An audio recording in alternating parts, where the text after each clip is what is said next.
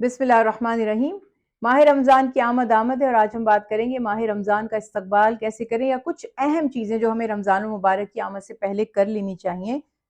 قرآن پاک میں اللہ سبحانہ وتعالیٰ نے فرمایا یا ایھا الذین آمنوا کتب علیکم الصیام کما کتب علی الذین من قبلکم لعلکم تتقون، کہ اے وہ لوگوں جو ایمان لائے ہو، تم پر روزے فرض کر دیے گئے، یعنی ماہ رمضان کے روزے جیسے تم سے پچھلی شریعتوں پر یا لوگوں پر فرض کیے گئے تھے۔ کیوں؟ فرمایا لعلکم تتقون، تاکہ تم پرہیزگار بن جاؤ۔ تو یہ دو طرح کی پرہیزگاری ہے، ایک جسمانی اور ایک روحانی، یعنی صحت بھی اچھی ہو جائے اور انسان کی جو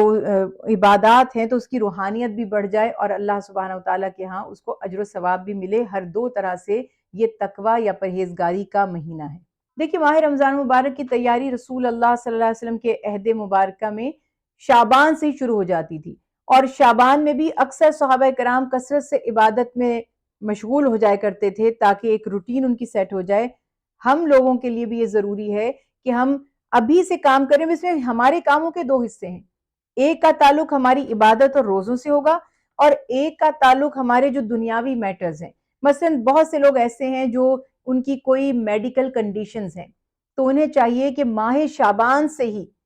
ایز ارلی ایز پاسبل، ابھی تو پھر بھی وقت گزر گیا ہے لیکن اس سے بھی پہلے اپنے میڈیکل سب ٹیسٹ کروائیے، ڈاکٹر سے اپنی سچویشن دیکھ لیں، کیا بیماری ہے، وہ کس اسٹیج پر ہے، اس کے لیے کتنا پرہیز کرنا ہے، آیا کیور سے آپ اس قابل ہو سکتے ہیں کہ ماہ رمضان مبارک کے روزے رکھ سکیں، کچھ اپنا آپ پرہیز کر لیں، ڈائٹ میں تھوڑا چینجز لے آئیں، کوئی میڈیسن ایسی لے لیں۔ تو بہت دفعہ ہماری آنکھوں کے سامنے ایسے کیسز تھے کہ انہوں نے خدا نہ خواستہ جیسے کڈنی کا کوئی انفیکشن یا کچھ ہے، پہلے ہی اس کا علاج کروا لیا گیا اور پھر وہ میک شور انہوں نے کر لیا کہ الحمدللہ اب یہ ایشوز نہیں ہیں، تو وہ ماہ رمضان مبارک کے روزوں کے قابل ہو گئے، یا اور کوئی ایسے معاملات ہیں۔ دوسرا یہ معاملہ یاد رکھیے گا کہ ماہ رمضان میں ایک تو اپنی غیر ضروری چیزوں میں انرجی ضائع مت کیجیے تاکہ فوکس سارا کا سارا عبادت پر ہو اور روزے کے قابل ہو۔ تو جو مشقت کے کام ہیں، مشکل کام ہیں، کوئی میٹنگز ہیں، کوئی بزنس میٹنگز ہیں، کوئی اور کام کاج ہے، جو ہو سکتے ہیں کوشش کریں کہ ان کو ماہ رمضان سے پہلے، اگر اب آپ کو لگتا ہے دیر ہو گئی ہے، اگلے سال اللہ زندگی عطا فرمائے، خیال کیجئے گا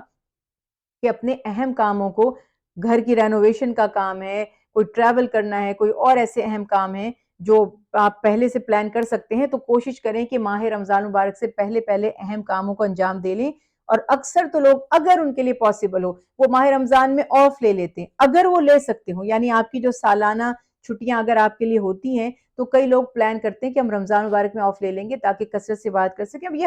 ہر کسی کے بس کی بات نہیں ہے، لیکن میں نے عرض کیا کہ یہ ساری پاسبلٹیز اگر آپ ذہن میں رکھیں اور اپنے کاموں کو ایسے تیار کریں، اور خاص طور پہ خواتین جو ماہ رمضان میں انواع اقسام کی ڈشز بناتی ہیں، میگزیمم ڈشز کو وہ پہلے ہاف ڈن کر کے یا جو فریز ہو سکتی ہیں وہ کر کے رکھ لیں تاکہ ان کا بہت زیادہ وقت عبادات میں گزرے، پورا دن کچن میں گزار کے پھر کھا پی کر پھر پیٹ کو اتنا بھر لینا کہ اس کے بعد اٹھ کر آپ عبادت کے بھی قابل نہ رہیں، تو یہ روزوں کی اہمیت کی ناقدری کرنے والی بات ہوگی اور ہم اس کا صحیح فائدہ نہیں اٹھا سکیں گے۔ ماہ رمضان المبارک تو ہے ہی نیکیوں کا مہینہ، یعنی 11 مہینے ایک طرف اور یہ ایک پورا مہینہ ایک طرف۔ جیسے آپ دیکھتے ہیں نا کہ جو شاپ کیپرز ہیں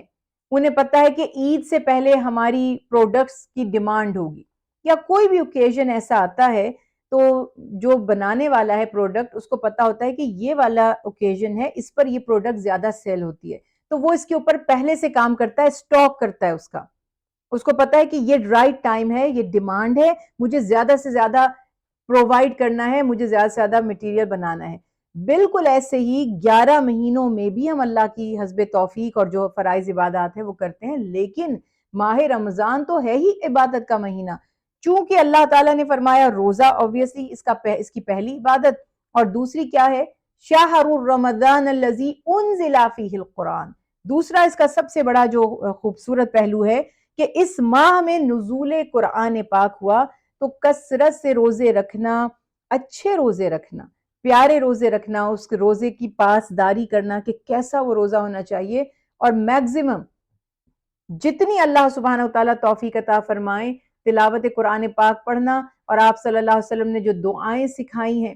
پہلا عشرہ رحمت ہے، دوسرا مغفرت ہے، تیسرا جہنم سے نجات کا عشرہ ہے۔ تو اللہ سبحانہ وتعالیٰ سے جنت کا سوال کریں اور دوزخ سے پناہ کی اللہ تعالیٰ سے پناہ کی درخواست کریں کہ اللہ ہم دوزخ سے آپ کی پناہ چاہتے ہیں، ہم جہنم سے آپ کے عذاب سے چھٹکارا چاہتے ہیں، اس سے ہمیں محفوظ رکھیے، اور اللہ سے اس کی رحمت کا کثرت سے سوال کیا جائے، اپنے گناہوں کی مغفرت کا کثرت سے سوال کیا جائے۔ صلاۃ و تسبیح اگر توفیق ہو تو وہ پڑھیے، لوگوں کے روزہ افطار کرانے میں معاونت کر دیجئے، پورا پیٹ بھر کے کھانا نہیں کھلا سکتے، کم از کم کھجوریں ہی پرووائڈ کر دیں۔ کچھ لوگ بھی اگر آپ کی دی ہوئی کھجور سے روزہ افطار کریں گے تو ان کے روزے کا ثواب ان کے ساتھ ساتھ آپ کو بھی ملے گا۔ ہمارے ہاں انفارچونیٹلی یہ سمجھ لیا گیا ہے کہ بس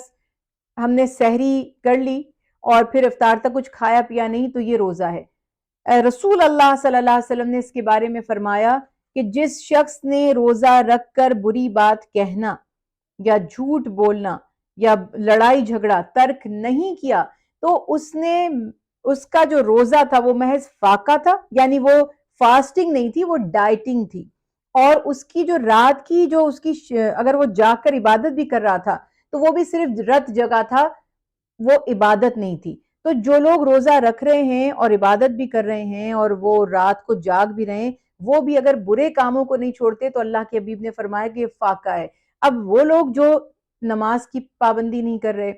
قرآن کی تلاوت نہیں کر رہے، نوافل کا اہتمام نہیں کر رہے، وہ سمجھ رہے بس کھایا پیا نہیں، میں یہ نہیں کہوں گی انہیں ثواب نہیں ملے گا۔ اللہ ان کی نیتوں کو جانتے ہیں، یہ ڈیسیجن ہم نہیں لے سکتے، کوئی بھی آپ کو یہ فتویٰ نہیں دے سکتا کہ آپ بھوکے پیاسے رہے۔ ہاں، اس بارے میں چونکہ حدیث ہے کہ برائی ترک نہیں کی تو تب تو ہم صاف کہیں گے کہ آپ نے روزہ رکھ کے بھی برائی نہیں چھوڑی، لڑائی جھگڑا نہیں چھوڑا، جھوٹ بے ایمانی نہیں چھوڑی، بددیانتی نہیں چھوڑی، تو اس کے بارے میں تو میرے پاس حدیث مبارکہ ریفرنس دینے کے لیے موجود ہے کہ دیکھو اللہ کے حبیب نے فرمایا تم نے فاقہ کیا، یہ روزہ نہیں تھا۔ روزہ تو یہ تھا کہ آنکھ کا بھی روزہ ہو، کان کا بھی روزہ ہو، زبان کا بھی روزہ ہو، ہمارے پورے کے پورے اعضاء کا روزہ ہو کہ ہم اس سے کوئی ایسا کام نہیں کریں گے جو اللہ کو ناپسند ہے۔ تو پھر یہ خیال رکھیے کہ روزہ عبادت کا نام ہے، صرف یہ ڈائٹنگ تو سبھی کرتے ہیں اور ویسے اس کے فائدے ہوتے ہی ہیں، آپ کا ویٹ کم ہو جاتا ہے، میں یہ نہیں کہوں گی اس کا کوئی فائدہ نہیں ہوگا، ہاں اس کا ویٹ لاس ہو جائے گا، کیلریز برن ہو جائیں گی، لیکن روزے کی فضیلت اور ثواب کے لیے آپ کو اس کے ساتھ عبادات بھی کرنی ہوں گی اور گناہوں کو ترک بھی کرنا پڑے گا۔ اللہ سبحانہ وتعالیٰ بہت بڑی خوشخبری سنا رہے ہیں، اور رسول اللہ صلی اللہ علیہ وسلم نے حضرت سلمان فارسی رضی اللہ تعالیٰ عنہ بیان فرماتے ہیں، ایک روایت حضرت ابو ہریرہ رضی اللہ تعالیٰ عنہ سے بھی ہے کہ آپ نے فرمایا جب رمضان کا مہینہ شروع ہوتا ہے اللہ سبحانہ وتعالیٰ فخر فرماتے ہیں اور فرشتوں سے حکم دیتے ہیں کہ فرشتوں کو حکم دیتے ہیں اس جنت کو سجا دو، سوار دو، اور جنت کے دروازے کھول دیے جاتے ہیں، دوزخ کے دروازے بند کر دیے جاتے ہیں، اور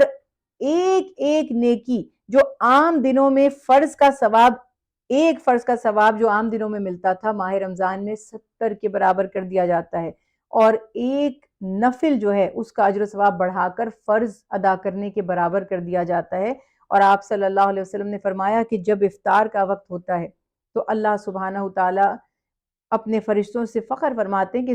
اس بندے نے میرے لیے بھوک برداشت کی اور میرے لیے پیاسا رہا تو میں ہی اس کی جزا ہوں، یعنی یہ جو چاہے مجھ سے مانگ لے۔